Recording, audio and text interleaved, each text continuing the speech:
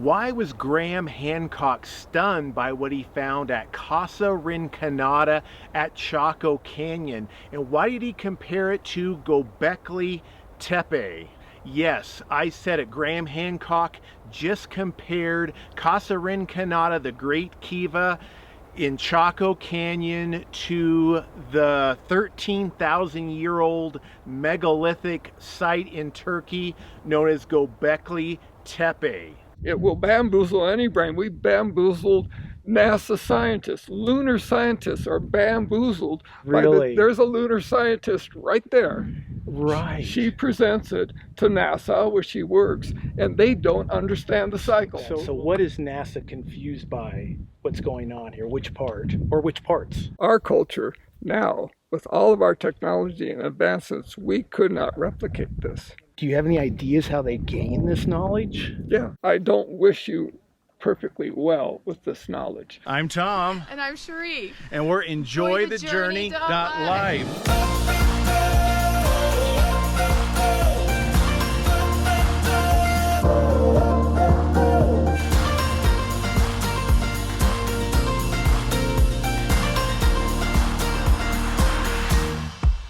Cherie and I just watched Ancient Apocalypse Season 2 on Netflix with Graham Hancock and Keanu Reeves. Have you watched it yet? Well, we were both surprised at how much Chaco Canyon here in the US, in New Mexico, was covered in the series. Now, we know that the filming was cut short. They only filmed for 4 days, but there was a lot of time spent on it in the series.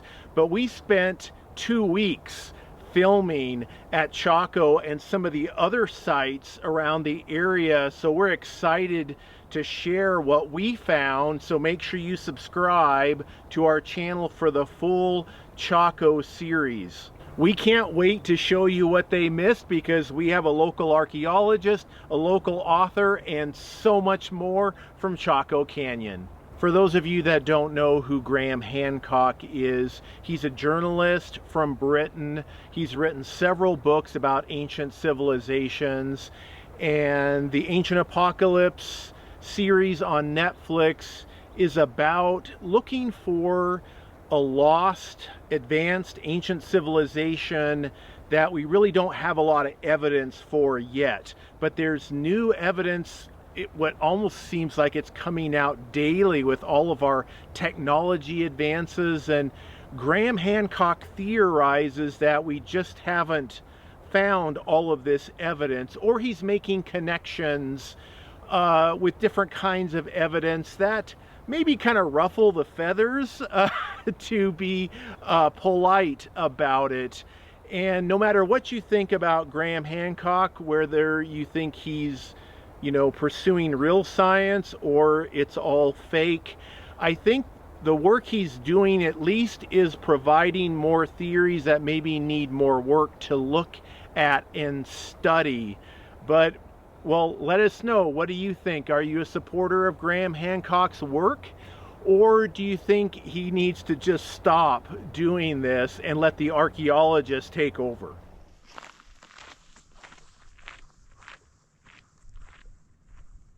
We're at the largest Great Kiva here at Chaco Canyon, and it's actually the beginning of the lunar standstill for 2024 and 25. I mean, it's amazing timing. We've got an author here and some other experts that are trying to capture the full moon. It's very near full moon, I think tomorrow morning. But we're just lucky to be here. It's the beginning of an 18-and-a-half-year cycle, and they're trying to check if the moon is going to come up over the mountain over here, if the clouds clear, and we think it's going to line up with one of the windows in here. We'll show you a picture. It's really cool. So we're just hanging out, and hopefully we'll get a chance to chat with them or interview them about what they're doing. I mean, some people, there's somebody that worked here for 30 years that probably knows everything about this place. So this is just a really cool opportunity. So, I mean, this place is just amazing. So look at all these cameras we got lined up right here. So cool. This is Casa Rinconada in Chaco Canyon. This is the largest known standalone Great Kiva in the desert Southwest. It is probably my favorite site here. As soon as I arrive at Casa Rinconada, every time I feel a connection, I feel the energy here. It is a sacred place, and I believe we are connecting scientific evidence with the spiritual nature. Today we're talking to Ron Sutcliffe, the author of Moon Tracks, and he has spent many years studying the alignments here at Chaco Canyon, both at Casa Rinconada and also up at Chimney Rock in Colorado, which is a Chacoan, a Chaco outlier civilization. Ron has so much information to share. I can't wait to share with you what Ron says about Casa Rinconada, as well as what Graham is saying. And I feel like we are on the cusp of some really big discoveries here.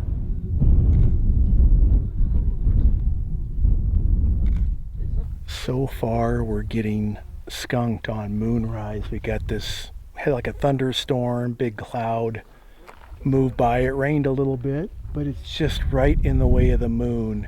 So we might have to wait for that cloud to clear before we can see it. But we're all kind of enjoying the sunset. Here is pretty awesome. Why does Graham Hancock compare Casa Rinconada to Gobekli Tepe? Well, there are several different things that just jump out at you. The alignments, these astronomical alignments, there are so many of them between the two sites. To begin, Casa Rinconada is aligned with the cardinal directions north, south, east, west. For example, in this picture, you can see the stars rotate around the pole star, which is almost directly lined up with the T-shaped doorway at the north side of Casa Rinconada. You also have the long lunar alignment. Yeah, the moon cycles that a lot of us are familiar with, the monthly moon cycle, is not what we're talking about. Yes, there's those alignments as well, but the long lunar standstill cycle that we're actually in right now. This is actually a really great time to see this. We're going to talk about this in future videos as well, but literally we are at this 18.6 year cycle event where the moon actually hangs out in the horizon at its lowest point. It's called the lunar standstill, and we have that going on at Chaco Canyon, but we also have it going on at Gobekli Tepe, as well as many other alignments to other stars and planets. But back to this T-shaped doorway. In Chaco Canyon, you can find it throughout the buildings, and it's believed these doorways were for the tribal leaders, the elites of the society. But at Gobekli Tepe, we find these T-shaped pillars throughout the complex, and we don't really know exactly the meaning of that. They have some really interesting writings and markings on these pillars, but these round structures seem to be very important to both societies and all over the world. What do you think they were used for? There is also this T-shaped connection to Mesoamerica and the Aztecs down in Mexico, which is going to be included in another video because we have more information about how the ancient Puebloans, the Chacoans, actually did connect with tribes as far south as Mexico. There is something about these large circular megalithic structures all over the world. What is the connection? What do you think it is? What were they used for? We've got Ron Sutcliffe here, who is one of the experts at Chaco Canyon, and this is such an honor. Great to meet you here. You're from Pagosa Springs, is that right? Pagosa Springs. Okay, yeah, standing next to the great Kiva right here. And well, what were you guys doing here tonight? What was going on? Well, this particular building is pretty remarkable or extraordinary in the fact that there's so many celestial alignments in here. It's not atypical to have this culture doing alignments of buildings and or other types of celestial recordings, but this building seems to have everything all going on here, a lot of everything going on.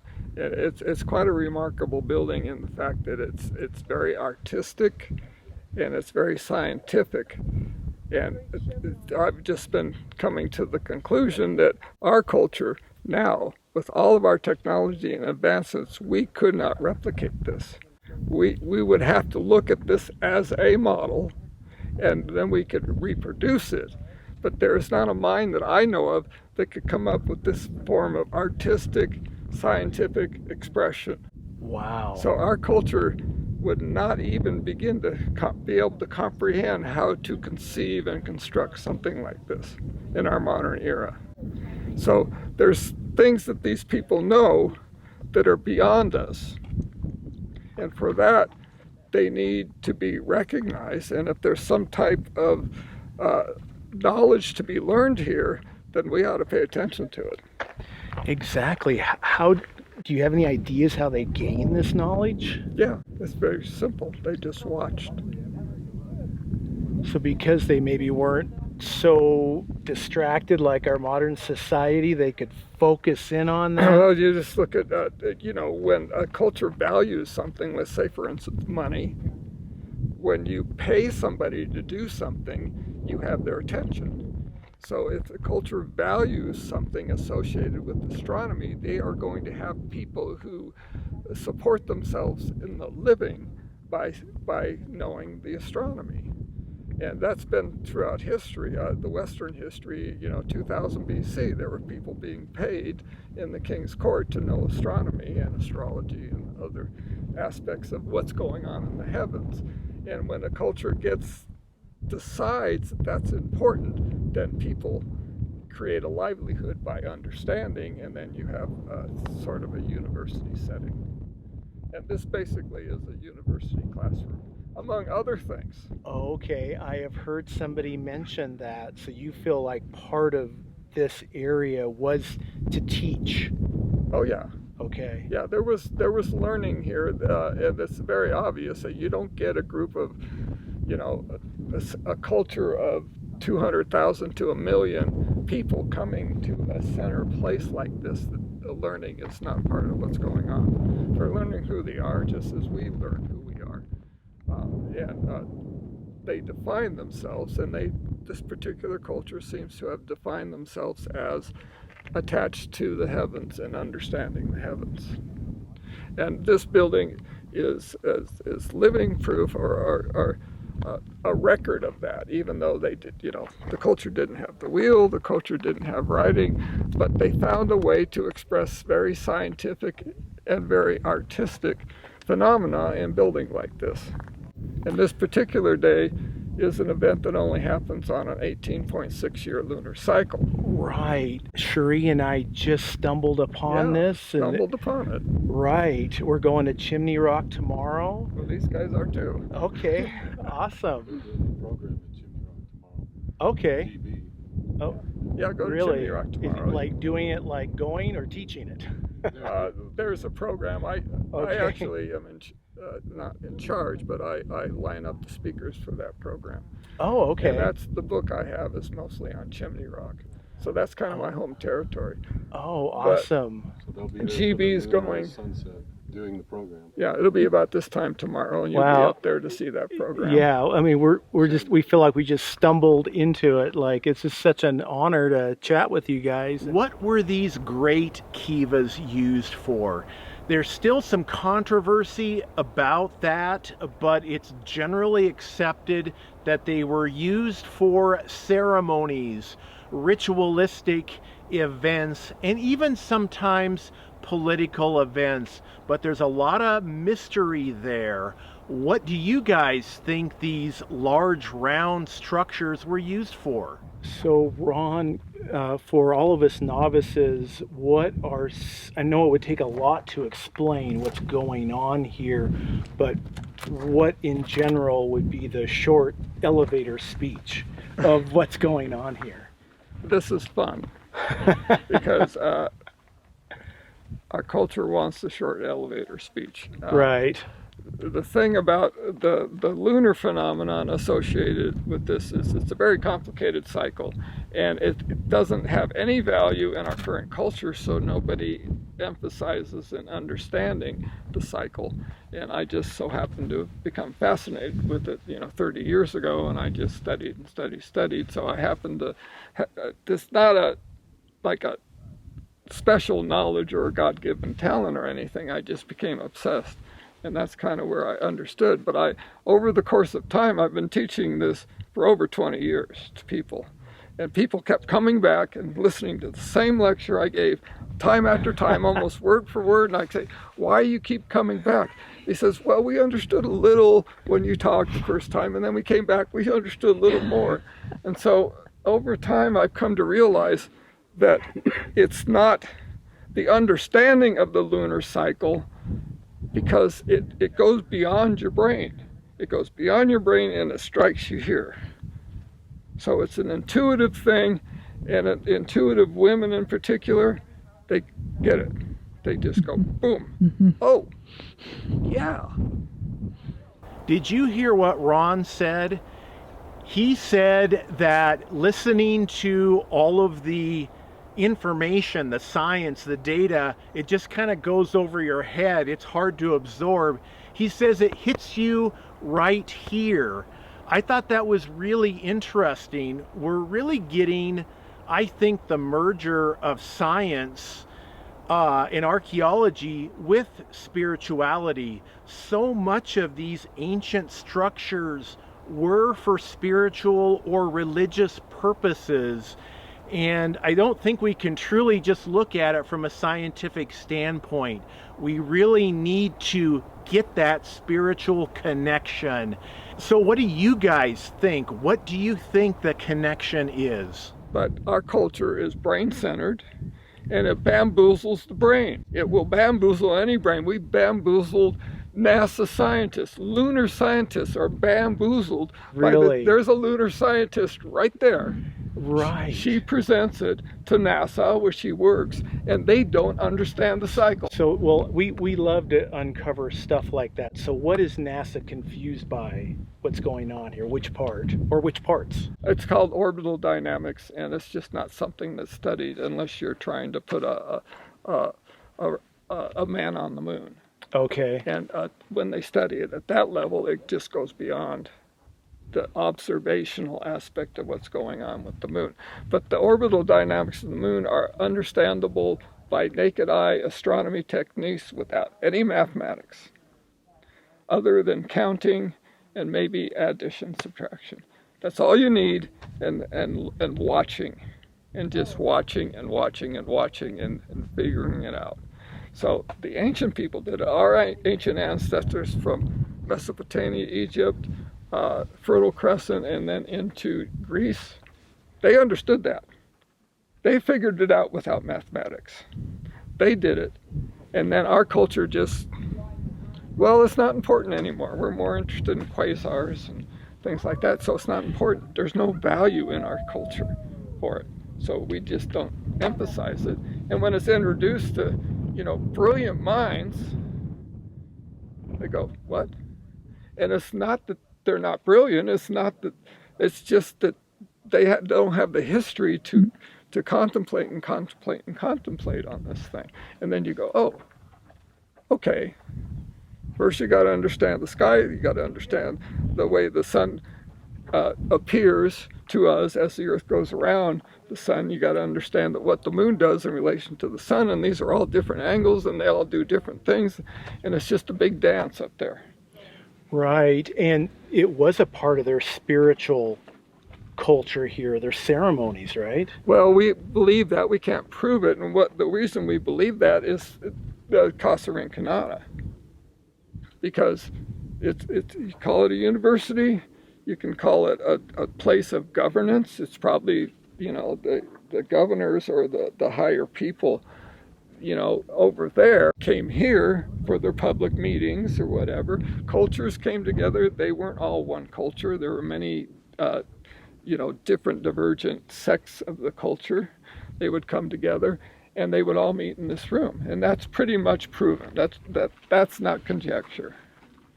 So this was a very public building, and it was encoded with so much of the celestial knowledge that it's almost impossible to say, no, they didn't know what was going on. But why did they emphasize the lunar cycle? We don't know. But they understood it better than we understand it today. That is just amazing. And I know there are other sites, and like the Sun Dagger up there, and there's more up there on the Butte as well, right? It's kind of similar, and you know, hopefully I don't wish you perfectly well with this knowledge, because what happened with the Sun Dagger was it became a modern cultural fad, kind of a mythology of the modern. And so it became very famous, and people would come and they want to see the Sun Dagger. This building has so much more going on than the Sun Dagger. That's so interesting. Much more. And I published this 14 years ago. Okay. So what? I'm in a journal. Nobody's picked it up. Nobody's done some kind of special documentary where, you know, 2 million Americans see it 20 times on PBS over the course of a year. Sure. Doesn't happen. But there is a group of people that come here every year, including myself, for the summer solstice sunrise, the equinox sunrise through these windows, and the winter solstice sunrise. Okay. There's people that will show up. It's usually not advertised, but they'll just show up and then come together. We used to have a big deal on summer solstice, and now it's close to 200 people. Wow. Well, that's, you know. Wish we hadn't missed that part. Well, that's okay, because we don't want to get because the Park Service have to turn people away. Sure. They've got a cap, and I think the cap's somewhere around 200. Okay. So they won't let any more in. So it doesn't need to get any more popular. But what's drawing the modern people here is, you know, people that get fascinated. And the other thing is, it's actually a place of hope. And the reason it's a place of hope is, in our culture, in my opinion, hope is becoming in short supply with young people and everything else. And people want to try to grab something that's different, that would give them a sense of purpose and being. And you can get that here. Because you can see, if you look, that culture can be so much more than what we have in our culture today. Anybody else want to howl? Yes. My goodness.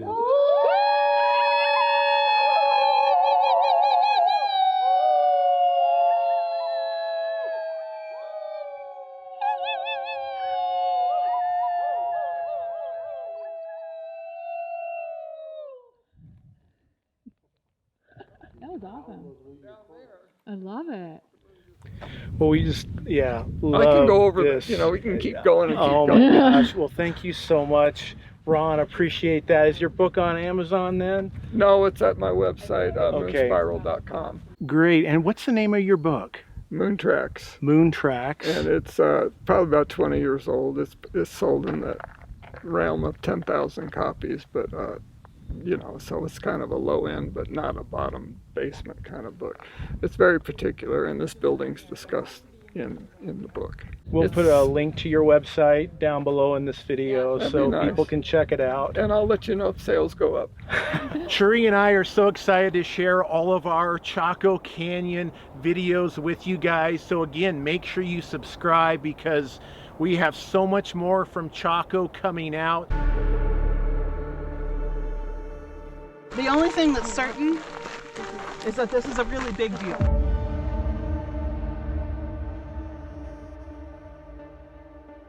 I think a lot of the answers are here.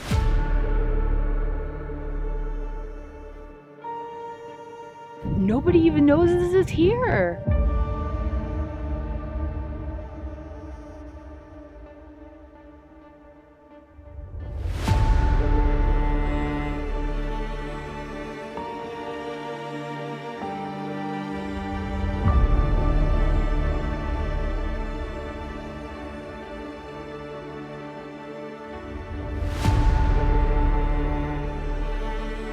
They have evidence, and they've dug down and they've found proof.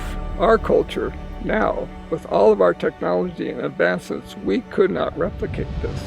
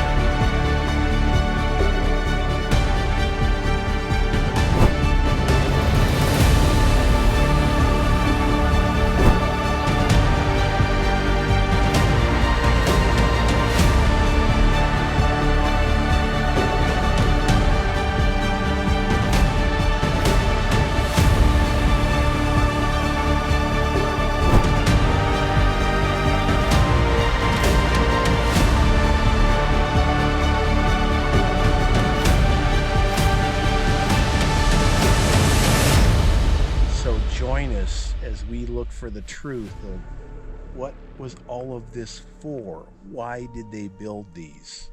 There are more astronomical alignments with the other great houses here. We're going to be touring some of the other Chacoan outliers, including a completely restored and rebuilt great Kiva. This thing is massive and it is awesome. Plus so much more, and you can watch our very next video right here.